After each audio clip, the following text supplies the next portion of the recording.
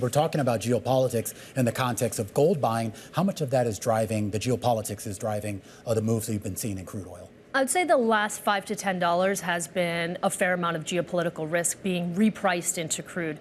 When we initially had the attack on October 7th between Hamas and Israel, we saw a $5 move in crude, pricing in some geopolitical risk and potential supply disruption.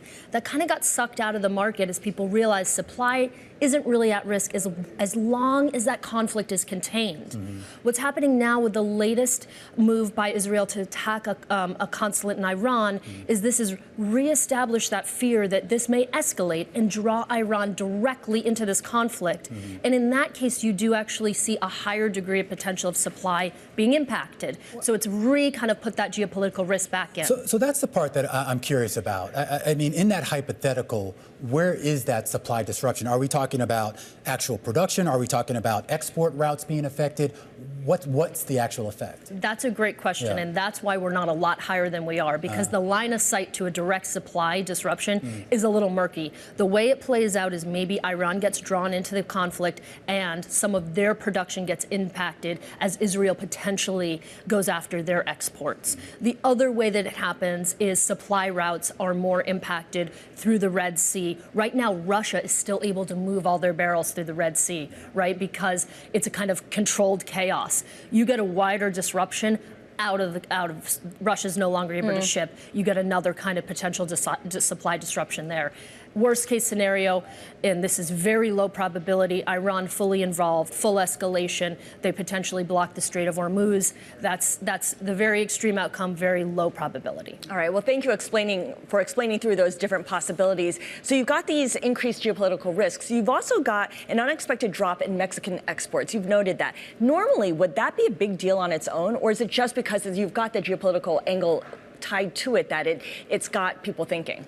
Great question. So normally it wouldn't be as big of a deal, but it's not necessarily the geopolitical risk that's hurting that potential supply disruption. It's the fact that those sour barrels are also being disrupted in Russia through the Ukraine drone attacks. So we've actually seen some of their refineries get hit, cut a little bit of their heavier crude exports, making that impact of Mexican exports, which is heavy crude, have an outsized impact.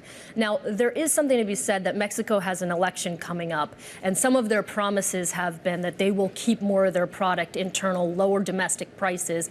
So there's a little bit of kind of posturing in this, and people think that these deep cuts that we've seen will actually start to get unwound after the election. So this may be a short-term disruption, but it's impacting the market, I'd say, to a fair degree at this point. Well, speaking of the election, there's going to be similar concerns here in the U.S. as well, and we already know that the U.S. has the option to perhaps release barrels from the SPR.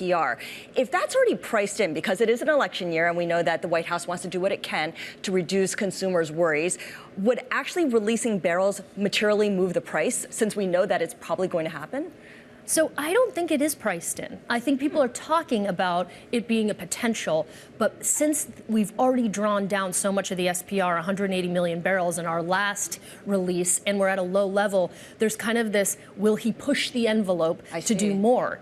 And he can only, the Biden administration can only do between 30 and 50 million barrels on this next release, far less than he was able to do when we had the Russian invasion of Ukraine, which was a true supply disruption. He'd be relying on doing an exchange to get these barrels out. So I think the market's a little hesitant to price that in. But I think what is going to happen is OPEC is price thinking, I don't want to be behind an SPR release like I was in 2022. Because guess what? I haven't brought a barrel back in years. I've been still cutting. So if SPR is coming, I'm coming first. I'm not going to be aggressive. But my goal as OPEC is to maintain control of the market, not to lose it to the SPR.